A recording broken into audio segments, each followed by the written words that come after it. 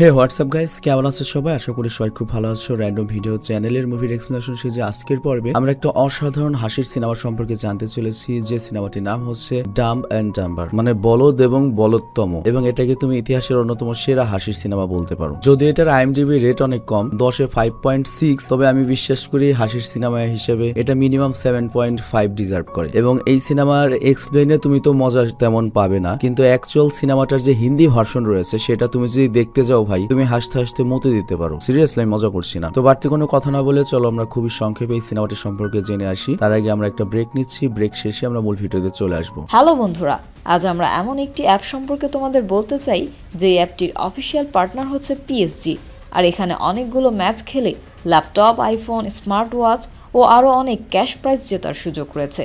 আর এই অ্যাপটিতে সকল ধরনের লাইভ ম্যাচের রেজাল্ট দেখতে পারবে এবং এই ম্যাচের স্কোর অনুমান করে গেমও খেলতে পারবে, যেমন কোন টিম জিতবে, কোন টিম কত রান করবে, কে সর্বোচ্চ স্কোর করবে। এছাড়া বিভিন্ন ধরনের গেম রয়েছে, সেগুলো খেলেও ইনকাম করতে পারো। আর রেজিস্ট্রেশনের সময় আমাদের যে প্রোমো কোডটি রয়েছে রোনাল, এটা ব্যবহার করলে প্রথম ডিপোজিটে 26,000 টাকা পর্যন্ত বোনাস পেতে পারো। আর এই টাকা তুমি খুব সহজেই বিকাশ, ব্যাংক এবং অন্যান্য সহজ পদ্ধতির মাধ্যমে উঠাতে পারো।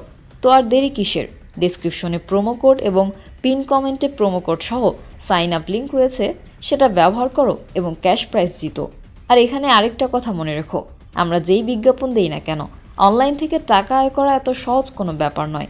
তোমরা কোনো আর্থিক ক্ষতির সম্ভাবনা রয়েছে এমন কোনো ওয়েবসাইটে যাবে না। তো ব্রেক শেষে আমরা মূল ভিডিওতে চলে আসলাম। তো সিনেমা যখন শুরু হয় তখন আমাদের দেখানো হয় পাগলা টাইপের একটা বুড়ো লোক, আর তার সামনে হুইল চেয়ারে আরেকটা দাড়িওয়ালা লোক রয়েছে। সে তার বন্ধুর দেখাশোনা করে আর কি। গত 20 বছর ধরে তার বন্ধু প্যারালাইজড হসপিটালে পড়ে রয়েছে গত 20 বছর। তো যাই হোক, যে লোকটা দাঁড়িয়ে রয়েছে তার নাম হচ্ছে হ্যারি, আর আরেকটা যে জঙ্গলি টাইপের রয়েছে পাগলা মার্কা দাড়ি মুসালা, ওর নাম হচ্ছে লয়েড। তো গত 20 বছর ধরে ও প্যারালাইজ হয়ে পড়ে রয়েছে এবং এই হ্যারি কিন্তু গত 20 বছর ধরে ওর দেখাশোনা করছে। তো আজকে হ্যারি বলতে শুরু করে, আগামী সপ্তাহ থেকে আমি আর এখানে আসতে পারবো না তোকে দেখার জন্য, কারণ ডক্টর বলেছে আমার একটা মারাত্মক রোগ হয়েছে আর এই কারণে আমার নিজেরই চিকিৎসা নিতে হবে। তো এই কথা বলে যখনই ও রওনা দেবে তখনই লয়েড কিছু বলে ওঠে। আর এখানে উল্লেখ্য গত 20 বছরও একটা কথাও বলেনি, মানে প্যারালাইসিস হওয়ার সাথে সাথে ওর জমানো চলে গিয়েছিল। তো যখন ও কথা বলে হ্যারি তো পুরো শকড এবং ওকে জিজ্ঞাসা করে তুই কথা বলতে পারিস? তারপর লয়েড বলে শুধুমাত্র কথা নয়, এই দেখ আমি দাঁড়াতেও পারি। আর হুট করে দাঁড়িয়ে পড়ে। তো হ্যারি বার বলে তার মানে তুই সুস্থ? লয়েড বলে হ্যাঁ, আমার তো কোনো অসুখ টসুখ হয়নি, আমি জাস্ট গত 20 বছর ধরে তোর সাথে প্রাঙ্ক করলাম, তোকে জ্বালানোর জন্য এই 20 বছর ধরে আমি পঙ্গু সেজেছিলাম। তো কেমন লাগলো আমার প্রাঙ্ক? গত 20 বছর ধরে তোকে আমি বুদ্ধ বানিয়ে রেখেছি, মানে চিন্তা করো ভাই, গত 20 বছর ধরে বিছানায় পড়ে রইলো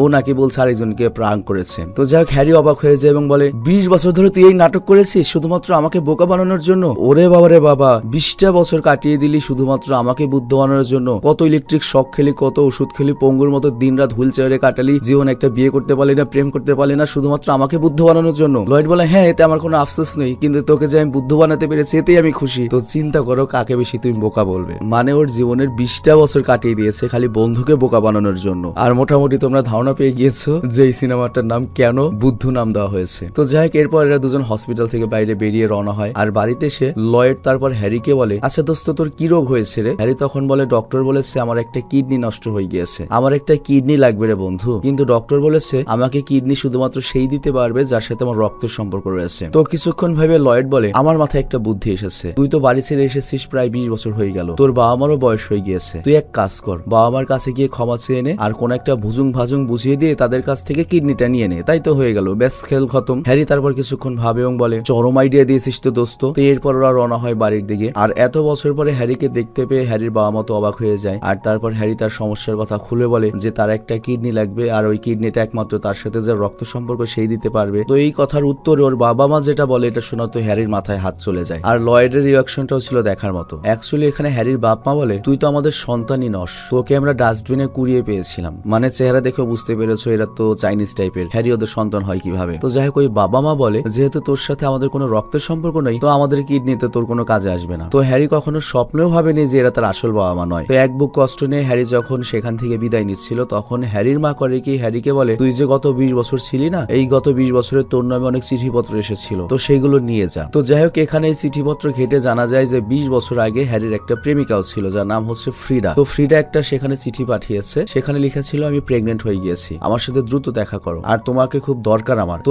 এটা দেখে হ্যারি তো অবাক হয়ে যায় যে এটা কিভাবে হলো, আমি তো কারোর সাথে রাশিয়া ইউক্রেন যুদ্ধ খেলিনি বা মনে পড়ছে না। আর তখন বুদ্ধির গোপাল ভাঁড় লয়েডোকে আইডিয়া দেয়, দোস্ত আমার মাথায় আরো একটা বুদ্ধি এসেছে, দেখ এই চিঠিটা যেহেতু 20 বছর আগে এসেছিল এবং ফ্রিডা যদি সেই বাচ্চাটার জন্ম দিয়ে থাকে তাহলে ওই বাচ্চার বয়সও 20 বছর হয়ে গিয়েছে, তাহলে যে কোনো ভাবে তুই তোর সন্তানকে বুঝিয়ে শুনিয়ে ওর একটা কিডনি নিতে পারলে তো তোর সমস্যার সমাধান। তো কিডনির লোভে হ্যারিও রাজি হয়ে যায়, কিন্তু ফ্রিডার বাসার ঠিকানা তোরা যায় না। আর তখন হ্যারির মনে পড়ে ওদের আরেকটা বন্ধু ছিল যার নাম হচ্ছে পিটার, যে ফ্রিডার ঠিকানা জানতো। আর অমনি ওরা রওনা দেয় হচ্ছে পিটারের বাসার উদ্দেশ্যে। আর সেখানে পৌঁছানোর অবস্থাতেও দেখতেই পাচ্ছ সাইকেল অ্যাক্সিডেন্ট করে বাসের সামনে চলে এসেছে। তো ওখানে পৌঁছাতে ওদের রাত 2টো বেজে গিয়েছে, কিন্তু ওরা তো জগৎ বিখ্যাত বলদ, ওরা কি আর তাকে আর করে? ওরা রাত 2টোর সময় করে কি পিটারের বাসায় গিয়ে পিটারের বাবা মাকে জাগিয়ে তোলে আর পরিচয় দেয় আমরা পিটারের বন্ধু। তবে পিটারের বাবা মা জানায় 20 বছর আগেই তো বাইক অ্যাক্সিডেন্টে পিটার মারা গিয়েছে। আর তখন আমাদের লয়েড, মানে বুঝতে পারছো জিম ক্যারি, গাধার মতো হাসতে শুরু করে এবং বলে ও তার মানে এটা কাজে লেগেছে, ওটা আমারই বাইক ছিল, ওই বাইকটার ব্রেক নষ্ট করে ওকে আমি দিয়েছিলাম প্রাঙ্ক করার জন্য।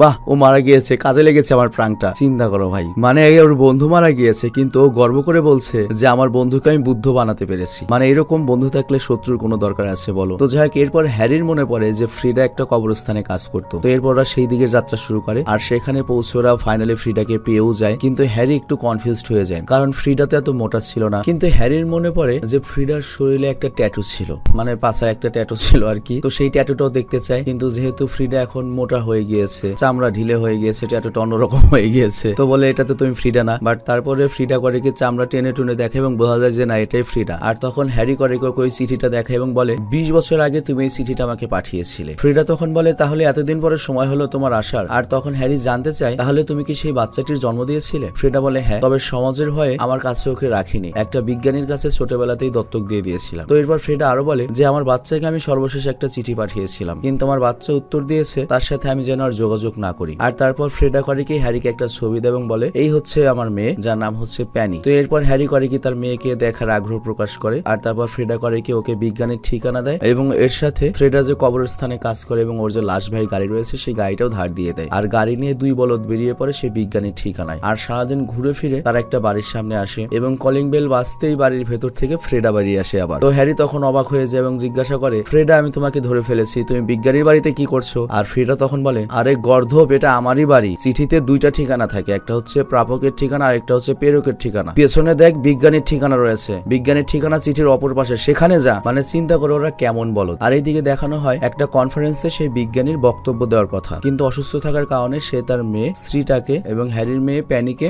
তার পক্ষে বক্তৃতা দেওয়ার জন্য পাঠাচ্ছে। আর তখন বিজ্ঞানী করে কি তার যে পালক মেয়ে, আই মিন আমাদের হ্যারির মেয়ে প্যানিকে একটা গিফট বক্স দেয় এবং বলে এটা অনেক দামি একটা জিনিস, সেখানে পৌঁছে দিও, অনেক দামি জিনিস রয়েছে কিন্তু এটার ভেতরে আমার সারা জীবনের অর্জন রয়েছে। তো যাই হোক, বুঝতে হবে এই প্যানি কিন্তু হ্যারিরই মেয়ে, যেমন পিতা তেমন তো মেয়ে হবে। তো মেন যে জিনিসটা বক্স, ও করে ওই বক্সটা রেখেই, গিফট বক্সটা রেখেই, ফোন রেখেই কনফারেন্সে চলে যায়। চিন্তা করো। আর এই দিকে আমাদের দেখানো হয় বিজ্ঞানীর স্ত্রী যার নাম হচ্ছে অ্যাডেলিকে, এবং সে মূলত সম্পত্তির লোভে বিজ্ঞানীকে বিয়ে করেছে এবং সে বর্তমানে তার বাসার যে কাজের লোক ট্রাভিস তার সাথে প্রেম করছে চুটিয়ে। আর ইতিমধ্যে হ্যারি আর লয়েডও এসে পৌঁছায় বিজ্ঞানীর বাসায়। তো হ্যারি তখন সব খুলে বলে যে আপনার দত্তক না সেই মেয়েটার পিতা তো আমি। বিজ্ঞানীও খুব খুশি হয় যে এতদিন পরে তার পালক মেয়ে আসল বাবা পাবে। আর তারপর বিজ্ঞানী বলে তোমরা এসেছো ভালো হয়েছে, তোমার মেয়ে তো এই যে বক্সটা নেওয়া দরকার সেটাই রেখে গিয়েছে, সেটা তোমার মেয়ের কাছে পৌঁছে দাও, তার সাথে গিয়ে দেখা করো। কিন্তু অ্যাডেলের এই বিষয়টা ভালো লাগে না, সে বিজ্ঞানীকে বোঝায় এত দামি একটা জিনিস এরকম অপরিচিত মানুষের কাছে দেওয়া ঠিক হবে? তো তুমি প্লিজ আমাদের যে কাজের লোক ট্রাভিস রয়েছে, মানে ওর বয়ফ্রেন্ড, ওকেও পাঠিয়ে দাও সাথে। বিজ্ঞানীও রাজি হয়ে যায়। আর তারপর আমরা দেখতে পাই 2 পাগলা পাগলামি শুরু করেছে। আর এই সুযোগে অ্যাডেলি তার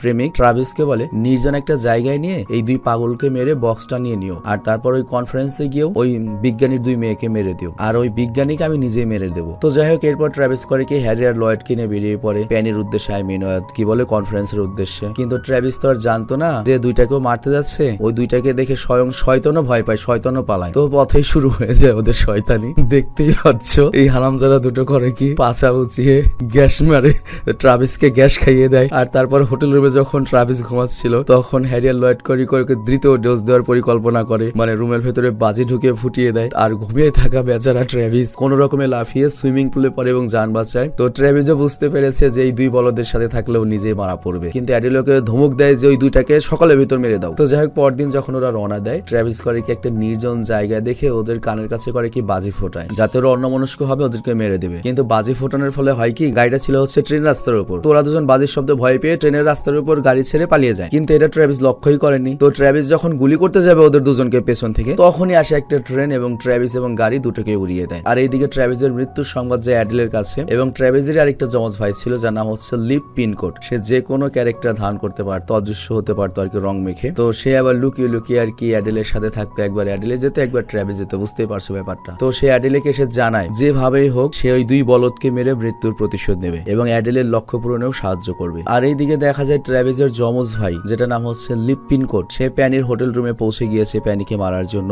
যখন মেরেই দিবে তখনই প্যানির কয়েকজন বন্ধু প্যানিকে গিয়ে বলে তোর বাবা এসেছে। তো প্যানি মনে করে তার বিজ্ঞানী বাবা এসেছে, কিন্তু আইডিয়াও নেই যে ওর আপন বাবা এসেছে এত বছর পরে। তো এর জন্য ও করে কি, ওই অনুষ্ঠানের যে সঞ্চালক বা হোস্ট তাকে কল করে জানিয়ে দেয় যে আমি আজকে বক্তৃতা দিব না, কারণ আমার বাবা নিজেই চলে এসেছে এখানে। আর ওইদিকে হ্যারিকে দেখানো হয় যে অনুষ্ঠানে তো ঢুকতেই পারছিল না, আর তখনও নিজেকে প্যানির বাবা বলে পরিচয় দেয়। তো প্যানির বাবাকে ওই ডক্টর বা বিজ্ঞানী প্রিন্স লু। তো এরপর সবাই তাকে প্রিন্স লু বলতে থাকে, ও মেনে নেয়। আর এখানে লক্ষ্য ওই বিজ্ঞানী ঘরের মধ্যে একা থাকে, বাইরের লোক সমাজে আসে না, তার সব বক্তৃতা মেয়েদের দিয়েই দেওয়ায়। তো এই কারণে ওকে কেউ চেনেও না, সরাসরি দেখেনি। সম্মানের সাথে হ্যারি আর লয়েড মানে এই দুই পাগলকে ভেতরে নেওয়া হয়। কিন্তু যতই গাধাকে মানুষ করার চেষ্টা করো, গাধার স্বভাব তার পরিবর্তন হবে না। দেখতেই পাচ্ছে এই দুই বলদের ব্যাপার, প্যান খুলে পড়ছে কি অবস্থা, এবং মানুষের সাথে বাদরামি করা শুরু করে, মানুষকে বিরক্ত করা শুরু করে। এমনকি হুইল চেয়ারে দেখতে পাচ্ছ যে বিখ্যাত বিজ্ঞানী রয়েছে স্টিফেন হকিংস, ওকেও তো টিটকারি করতে ছায় না। ওকে গিয়ে বলে তোর সাথে আমি ফুটবল ম্যাচ খেলার পাল্লা দেবো, হবে নাকি? তো যাই হোক, এত দুষ্টুমির পরে লাস্টে লয়েডকে করে কি ঘাড় ধরে ধাক্কা দিয়ে বের করে দেওয়া হয়। আর তখনই লয়েডের ফোনে কল আসে হচ্ছে প্যানির, আই মিন হ্যারির মেয়ের। কিন্তু ঠিক মতো নেটওয়ার্ক পাচ্ছিল না, এ কারণে নেটওয়ার্ক ধরতে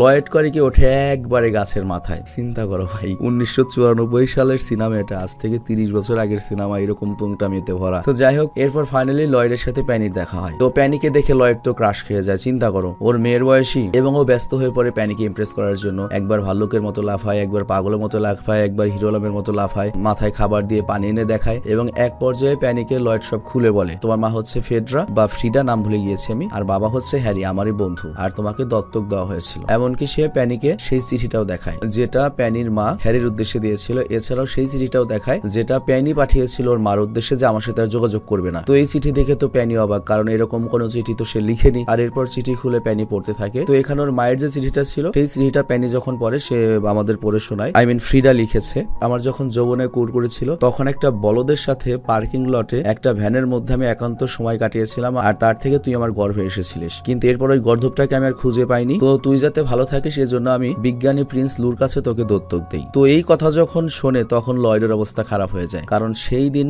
ওই পার্কিং লটের বাসের মধ্যে তো হ্যারি ছিল না, ছিল হচ্ছে ফ্রেডার সাথে এই লয়েড নিজেই। তো লয়েড তখন বুঝতে পারে যে এটা তো ওরই মেয়ে, এবং লয়েড এটাও ভাবে যে আমার ঘনিষ্ঠ বন্ধুর সামনে আমি মুখ দেখাবো কিভাবে, যে ওর গার্লফ্রেন্ডের সাথে আমি শুয়েছিলাম, যে ওর গার্লফ্রেন্ডের গর্ভে আমার সন্তান। তো এটা শুনে হ্যারি কিভাবে রিয়াক্ট করবে। আর এইদিকে আমরা দেখি হ্যারি, যে কিনা বিজ্ঞানী সেজে রয়েছে, বক্তৃতা দিতে হবে, বাট তখনই অ্যাডেলে সেখানে চলে আসে এবং সকলকে বলে এটা বিজ্ঞানী নয়। আর তারপরে অ্যাডেলে করে কি, লিপ পিনকোডকে সাথে নিয়ে হ্যারির পিছে বন্দুক ধরে সেই বক্সটা নিয়ে নেয়, মানে ওই দামি বক্সটা যেটার মধ্যে কিছু রয়েছে। বাট তখনই সেখানে লয়েড চলে আসে একটা বক্স নিয়ে। তো লয়েড তখন হ্যারিকে বলে, দোস্ত একটা কথা বলবো, প্যানি আসলে তোর মেয়ে না, এটা আমার মেয়ে, আমাকে ক্ষমা করে দিস বন্ধু, ভুল হয়ে গিয়েছে, তোর গার্লফ্রেন্ডেরই দোষ, আমাকে উস্কিয়েছিল। তো এই কথা শুনে হ্যারির অবস্থা হয় দেখার মতো। হ্যারি অবাক হয়ে জিজ্ঞাসা করে ফ্রিডাকে, তার মানে এই আতপাগলা মেয়েটার বাবা আমি নই? তাহলে তুমি আমাকে ওই চিঠি কেন পাঠিয়েছিলে যে আমি প্রেগনেন্ট? ফ্রিডা তখন বলে, আরে গাধা, ওই চিঠিতে আমি লিখেছিলাম আমি প্রেগনেন্ট, কিন্তু আমি কি লিখেছি নাকি যে তোমার দ্বারা প্রেগনেন্ট হয়েছি? তুমি আমার কাছ থেকে টাকা ধার নিয়েছিলে যেটা কখনোই শোধ করনি, আর প্রেগনেন্ট এই জন্য লিখেছি যাতে তুমি প্রেগনেন্টের কথা শুনে বা আমি বিপদে আছি এই কথা শুনে আমার টাকাগুলো তাড়াতাড়ি শোধ করে দাও। তো হ্যারি খুব কষ্ট পায়, আর লয়েড খুব খুশি হয় যে বুড়ো বয়সে একটা মেয়ে পেলাম। কিন্তু ফ্রিডা তখন সবাইকে অবাক করে দিয়ে বলে, আরে লয়েড তুমি খুশি হয়েও না,